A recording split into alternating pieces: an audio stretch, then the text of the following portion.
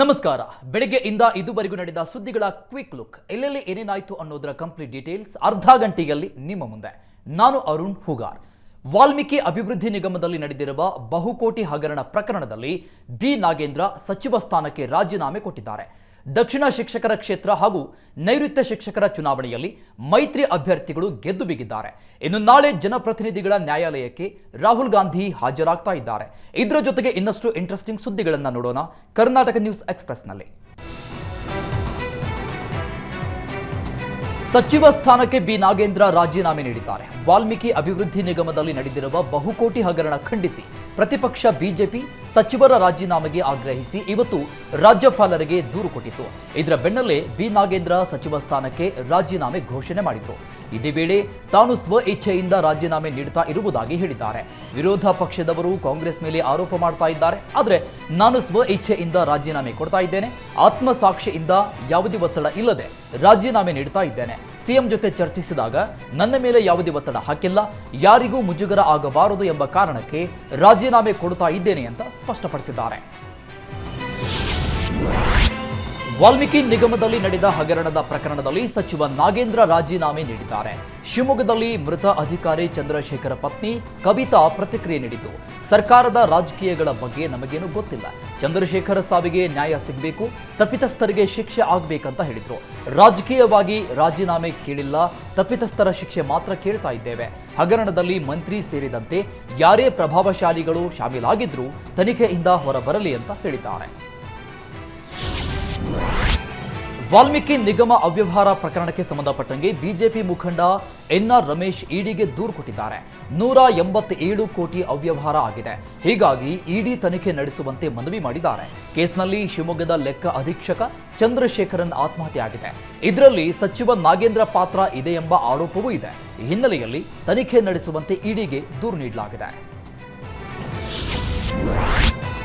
ವಾಲ್ಮೀಕಿ ಅಭಿವೃದ್ಧಿ ನಿಗಮದಲ್ಲಿ ನಡೆದಿದೆ ಎನ್ನಲಾದ ಕೋಟ್ಯಾಂತರ ರೂಪಾಯಿ ಹಗರಣದ ಪ್ರಕರಣ ತನಿಖೆ ಚುರುಕುಗೊಳಿಸಿರುವ ಎಸ್ಐಟಿ ಹೈದರಾಬಾದ್ನ ಫಸ್ಟ್ ಫೈನಾನ್ಸ್ ಸಹಕಾರಿ ಬ್ಯಾಂಕ್ನಲ್ಲಿದ್ದ 45 ಕೋಟಿ ರೂಪಾಯಿ ಹಣ ಜಪ್ತಿ ಮಾಡಿದೆ.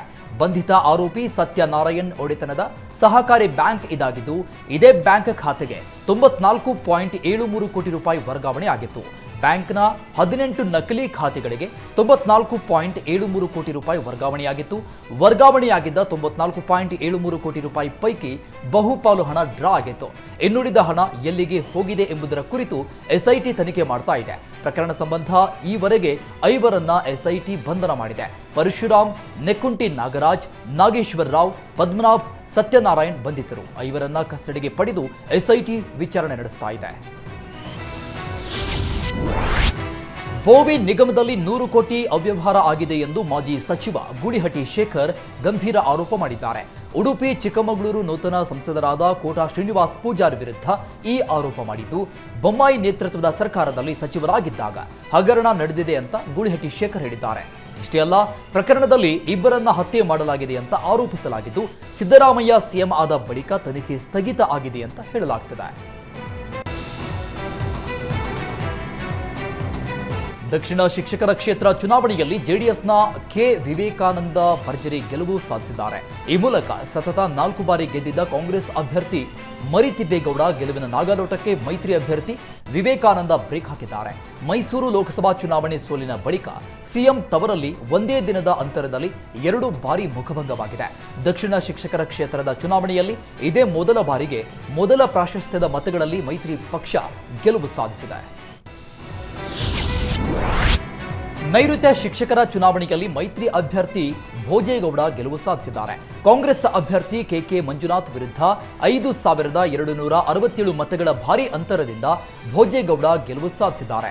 ಮೊದಲ ಪ್ರಾಶಸ್ತ್ಯ ಮತಗಳಲ್ಲೇ ಭೋಜೇಗೌಡ ಗೆಲುವಿನ ನಗೆ ಬೀರಿದ್ರು. ಕಾಂಗ್ರೆಸ್ ಅಭ್ಯರ್ಥಿ ಕೆಕೆ ಮಂಜುನಾಥ್ಗೆ 4562 ಮತಗಳು ಮಾತ್ರ ಲಭಿಸಿದ್ದಾವೆ. ಬಿಜೆಪಿ ವಿರುದ್ಧ ಭ್ರಷ್ಟಾಚಾರ ರೆಡ್ ಕಾರ್ಡ್ ಜಾಹೀರಾತು ಪ್ರಕರಣದ ವಿಚಾರಣೆಗೆ ನಾಳೆ ನ್ಯಾಯಾಲಯಕ್ಕೆ ಕಾಂಗ್ರೆಸ್ ನಾಯಕ ರಾಹುಲ್ ಗಾಂಧಿ ಹಾಜರಾಗಲಿದ್ದಾರೆ. ಬಿಜೆಪಿ ವಿರುದ್ಧ ಭ್ರಷ್ಟಾಚಾರ ರೇಟ್ ಕಾರ್ಡ್ ಜಾಹೀರಾತು ಪ್ರಕರಣದಲ್ಲಿ ರಾಹುಲ್ ಗಾಂಧಿ, ಸಿಎಂ ಸಿದ್ದರಾಮಯ್ಯ, ಡಿಸಿಎಂ ಡಿಕೆ ಶಿವಕುಮಾರ್ ವಿರುದ್ಧ ಬಿಜೆಪಿ ನಾಯಕರು ಮಾನನಷ್ಟ ಮೊಕದ್ದಮೆ ಪ್ರಕರಣ ದಾಖಲಿಸಿದ್ರು. ಈ ಸಂಬಂಧ ಮೂವರಿಗೂ ನ್ಯಾಯಾಲಯಕ್ಕೆ ಹಾಜರಾಗಲು ಸೂಚನೆ ನೀಡಲಾಗಿತ್ತು.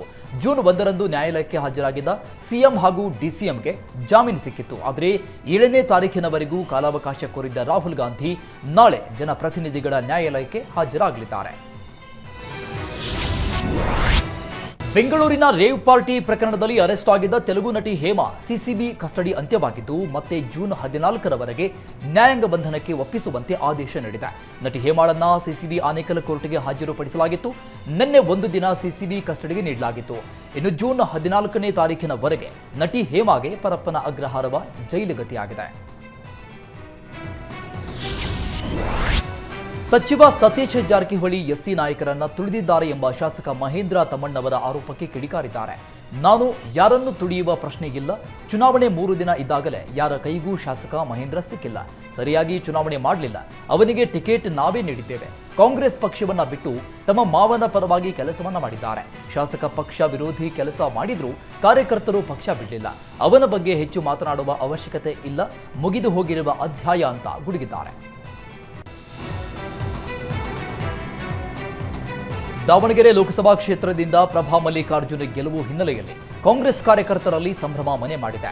ಬೆಂಬಲಿಗರು ಕೋಡದಗುಡ್ಡ ವೀರಭದ್ರೇಶ್ವರ ದೇವಸ್ಥಾನದಲ್ಲಿ ಹರಕೆ ತೀರಿಸಿದ್ದಾರೆ. ಪ್ರಭಾ ಮಲ್ಲಿಕಾರ್ಜುನ್ ಫೋಟೋ ಹಿಡಿದು ಗುಡ್ಡದ ಮೇಲಿರುವ ದೇವಸ್ಥಾನಕ್ಕೆ ತೆರಳಿ 101 ತೆಂಗಿನಕಾಯಿ ಹೊಡೆದು ಹರಕೆ ತೀರಿಸಿದ್ದಾರೆ. ನಿನ್ನೆ ದೇವೇಗೌಡರ ಭೇಟಿಯಾಗಿದ್ದ ನೂತನ ಸಂಸದ ತೇಜಸ್ವಿ ಸೂರ್ಯ ಇವತ್ತು ಮಾಜಿ ಸಿಎಂ ಕುಮಾರಸ್ವಾಮಿ ನಿವಾಸಕ್ಕೆ ಭೇಟಿ ನೀಡಿ ಆಶೀರ್ವಾದ ಪಡೆದಿದ್ದಾರೆ.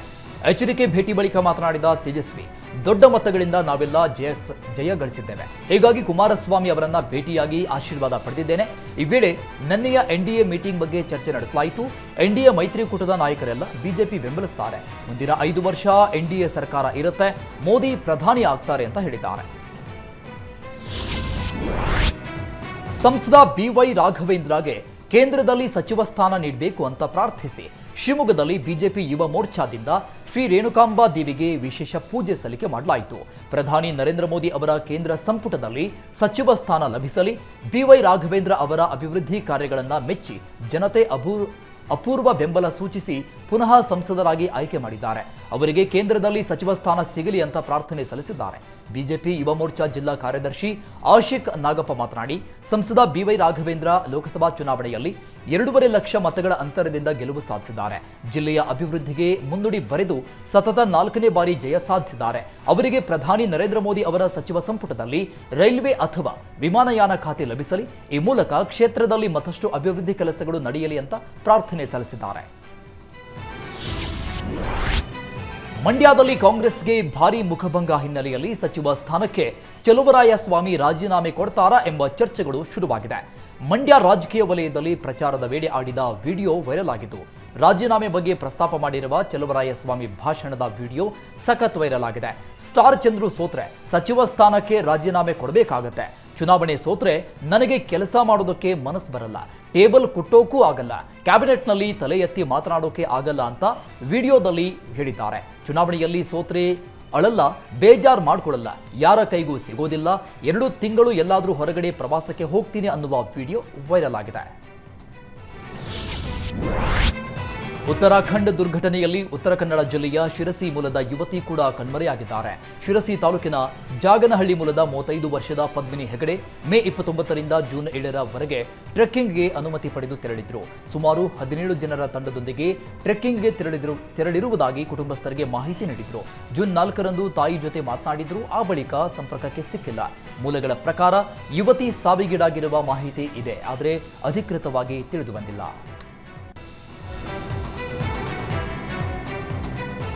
ಉತ್ತರಾಖಂಡ್ನ ಸಹಸ್ತ್ರ ಟಾಲ್ ಟ್ರೆಕ್ಕಿಂಗ್ಗೆ ತೆರಳಿದ್ದ ಕನ್ನಡಿಗರು ಸಾವನ್ನಪ್ಪಿರುವುದಕ್ಕೆ ಸಂಸದ ಕುಮಾರಸ್ವಾಮಿ ಟ್ವೀಟ್ ಮಾಡಿ ಸಂತಾಪ ಸೂಚಿಸಿದ್ದಾರೆ. ರಾಜ್ಯದ 22 ಚಾರಣಿಗರು ಹವಾಮಾನ ವೈಪರೀತ್ಯಕ್ಕೆ ಸಿಲುಕಿ ಅವರಲ್ಲಿ 9 ಚಾರಣಿಗರು ಸಾವನ್ನಪ್ಪಿರುವ ಘಟನೆ ನಡೆದಿದೆ. ನನಗೆ ತೀವ್ರ ಆಘಾತ ಉಂಟು ಮಾಡಿದೆ. ಸಾಹಸ ಪ್ರವೃತ್ತಿಯ ಚಾರಣಿಗರು ಇಂತಹ ಅಪಾಯದ ಸ್ಥಿತಿಗೆ ಸಿಲುಕಿದ್ದು ದುರ್ದೈವದ ಸಂಗತಿ. ಇನ್ನೂ ಹಲವರು ಕಣ್ಮರೆಯಾಗಿದ್ದು ಅವರೆಲ್ಲರೂ ಕ್ಷೇಮವಾಗಿ ಮರಳಿ ಬರಲಿ ಅಂತ ಪ್ರಾರ್ಥನೆ ಮಾಡ್ತೇನೆ. ಜೀವ ಕಳೆದುಕೊಂಡ ಎಲ್ಲ ಚಾರಣಿಗರ ಆತ್ಮಕ್ಕೆ ಚಿರಶಾಂತಿ ಸಿಗಲಿ ಹಾಗೂ ಅವರ ಕುಟುಂಬಗಳಿಗೆ ದುಃಖ ಭರಿಸುವ ಶಕ್ತಿಯನ್ನ ಭಗವಂತ ನೀಡಲಿ ಅಂತ ಅಂತ ಪ್ರಾರ್ಥಿಸುತ್ತೇನೆ ಅಂತ ಎಚ್ಚರಿಕೆ ಟ್ವೀಟ್ ಮಾಡಿದ್ದಾರೆ. ಕೆಆರ್ ನಗರ ಮಹಿಳೆ ಕಿಡ್ನಾಪ್ ಪ್ರಕರಣಕ್ಕೆ ಸಂಬಂಧಪಟ್ಟಾಗಿ ಭವಾನಿ ರೇವಣ್ಣರನ್ನ ಎಸ್ಐಟಿ ಅಧಿಕಾರಿಗಳು ಮರೆತೇ ಬಿಟ್ರಾ ಅನ್ನೋ ಅನುಮಾನಗಳು ಶುರುವಾಗಿದೆ.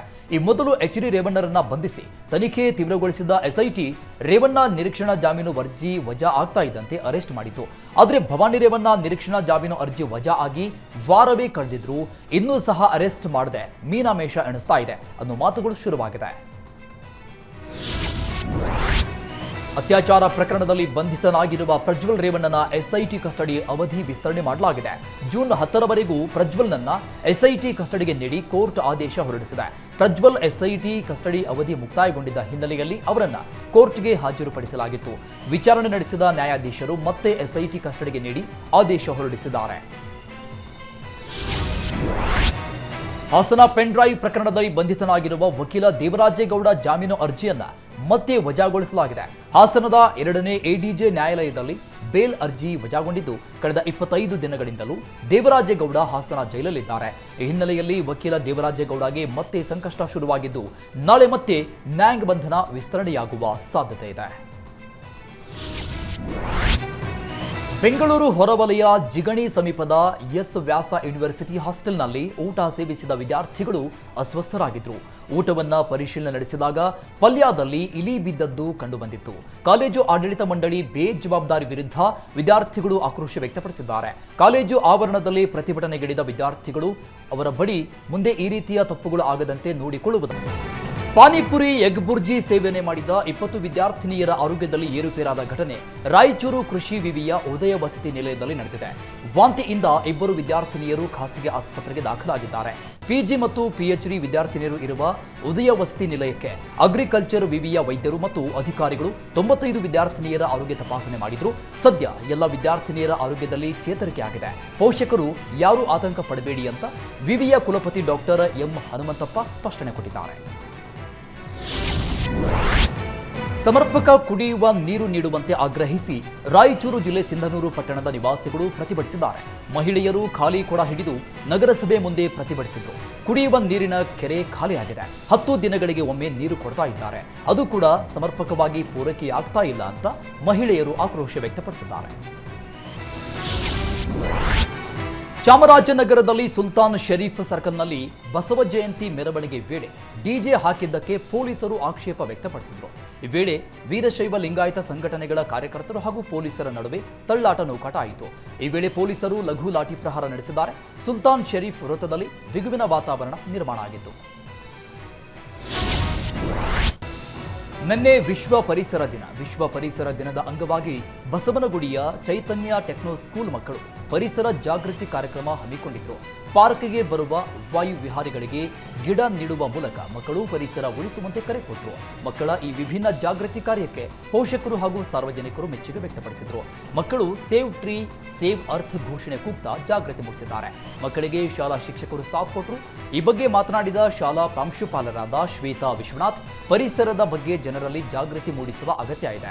ಹೀಗಾಗಿ ನಾವು ಮಕ್ಕಳಿಂದಲೇ ಗಿಡಗಳನ್ನು ಕೊಡಿಸಿ ಜನರಿಗೆ ಪರಿಸರದ ಬಗ್ಗೆ ಅರಿವು ಮೂಡಿಸುವ ಪ್ರಯತ್ನ ಮಾಡಿದ್ದೇವೆ. ಇದೇ ರೀತಿ ಎಲ್ಲರೂ ಪರಿಸರದ ಬಗ್ಗೆ ಜಾಗೃತಿ ಮೂಡಿಸಬೇಕು, ನಮ್ಮ ಪರಿಸರ ರಕ್ಷಣೆಗೆ ಎಲ್ಲರೂ ಶ್ರಮಿಸಬೇಕು ಅಂತ ಕರೆ ಕೊಟ್ಟಿದ್ದಾರೆ. ಭಾರೀ ಮಳೆಗೆ ಕೋಲಾರ ಜಿಲ್ಲೆಯ ಶ್ರೀನಿವಾಸಪುರ ತಾಲೂಕಿನ ರೈಲ್ವೆ ಅಂಡರ್ ಪಾಸ್ ಜಲಾವೃತವಾಗಿದೆ. ವಾಹನ ಸವಾರರು ಪರದಾಡಿದ್ದಾರೆ. ಕಿಲೋಮೀಟರ್ಗಳವರೆಗೆ ವಾಹನಗಳು ಸಾಲುಗಟ್ಟಿ ನಿಂತಿದ್ದು ಶಾಲಾ ಮಕ್ಕಳು ಮನೆಗೆ ತೆರಳಲು ಆಗದೆ ಪರದಾಡಿದ್ದಾರೆ. ಪ್ರತಿ ಬಾರಿ ಮಳೆಯಾದಾಗಲೂ ಇದೇ ಪರಿಸ್ಥಿತಿ ಎದುರಾಗುತ್ತಾ ಇದ್ದು ಜನಪ್ರತಿನಿಧಿಗಳು ಹಾಗೂ ಸಂಬಂಧಪಟ್ಟ ಅಧಿಕಾರಿಗಳ ನಿರ್ಲಕ್ಷ್ಯಕ್ಕೆ ಸಾರ್ವಜನಿಕರು ಹಿಡಿಶಾಪ ಹಾಕಿದ್ದಾರೆ. ಕಾಫಿನಾಡು ಚಿಕ್ಕಮಗಳೂರು ನಗರದ ಕೆಲವೆಡೆ ಭಾರೀ ಮಳೆಯಾಗಿದ್ದು ರಸ್ತೆಗಳಲ್ಲಿ ನೀರು ಹರಿದು ಹಳ್ಳದಂತಾಗಿದೆ. ಕೆಲವು ಮನೆಗಳಿಗೂ ನೀರು ನುಗ್ಗಿದ್ದು ಜನ ಪರದಾಡಿದ್ದಾರೆ. ಹುಣಸೇಹಳ್ಳಿ ಕೆರೆಗೆ ಹೋಗುವಂತ ಭಾರೀ ಪ್ರಮಾಣದ ನೀರು ತಗ್ಗು ಪ್ರದೇಶದಲ್ಲಿರುವ ಟೀಚರ್ಸ್ ಕಾಲೋನಿಗೆ ನುಗ್ಗಿ ಅವಾಂತರ ಸೃಷ್ಟಿಯಾಗಿದೆ. ಧಾರವಾಡದಲ್ಲಿ ಭಾರೀ ಮಳೆಯಿಂದ ಕಳ್ಳಿ ಹಳ್ಳಕ್ಕೆ ನೀರು ಹರಿದು ಬಂದಿದ್ದು ಕಬ್ಬೇನೂರ ಗ್ರಾಮದಿಂದ ಕಲ್ಲೆ ಗ್ರಾಮಕ್ಕೆ ಹೋಗುವ ಮಾರ್ಗದಲ್ಲಿ ಭಾರೀ ಪ್ರಮಾಣದಲ್ಲಿ ನೀರು ಹರಿತಾ ಇದೆ. ಹೀಗಾಗಿ ಒಂದು ಊರಿಂದ ಮತ್ತೊಂದು ಊರಿಗೆ ಹೋಗೋದಕ್ಕೆ ಗ್ರಾಮಸ್ಥರು ಪರದಾಡ್ತಾ ಇದ್ದು ನಿನ್ನೆ ಸಂಜೆ ಏಕಾಏಕಿ ಬೆಳಗಾವಿ ಜಿಲ್ಲೆಯ ಗಡಿ ಭಾಗದಲ್ಲಿ ನೀರು ಹರಿದು ಬಂದಿದ್ದಕ್ಕೆ ಜನ ಆತಂಕಕ್ಕೀಡಾಗಿದ್ದಾರೆ. ಕೊನೆಗೆ ಹಳ್ಳದ ನೀರು ತಗ್ಗಿಸಿ ಬಳಿಕ ಸೇತುವೆ ದಾಟಿದ್ದು ಕೂಡಲೇ ಸಮಸ್ಯೆ ಬಗೆಹರಿಸುವಂತೆ ಸಂಬಂಧಪಟ್ಟ ಅಧಿಕಾರಿಗಳಲ್ಲಿ ಮನವಿ ಮಾಡಿದ್ದಾರೆ. ಕೊಪ್ಪಳ ಜಿಲ್ಲೆಯಲ್ಲಿ ಉತ್ತಮ ಮಳೆಯಾಗ್ತಾ ಇದ್ದು ತುಂಗಭದ್ರಾ ಜಲಾಶಯಕ್ಕೆ ಒಳಹರಿವು ಹೆಚ್ಚಾಗಿದೆ. ಮುನಿರಾಬಾದ್ ಬಳಿ ಇರುವ ಜಲಾಶಯಕ್ಕೆ ನಿನ್ನೆ ಸಂಜೆಯಿಂದ ಒಳಹರಿವು ಹೆಚ್ಚಾಗಿದೆ.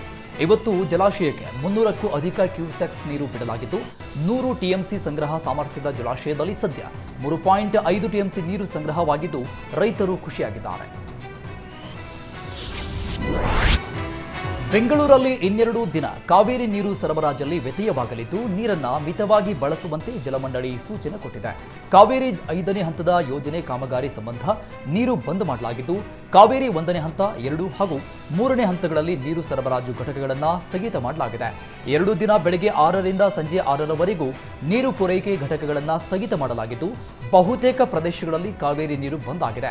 ಅಗತ್ಯವಿರುವ ನೀರನ್ನ ಶೇಖರಿಸಿ ಇಟ್ಟುಕೊಳ್ಳುವಂತೆ ಬೆಂಗಳೂರು ಜಲಮಂಡಳಿ ಮನವಿ ಮಾಡಿದ್ದು ಶೀಘ್ರದಲ್ಲೇ ಕಾವೇರಿ 5ನೇ ಹಂತ ಯೋಜನೆ ಜಾರಿಗೆ ಬರಲಿದೆ.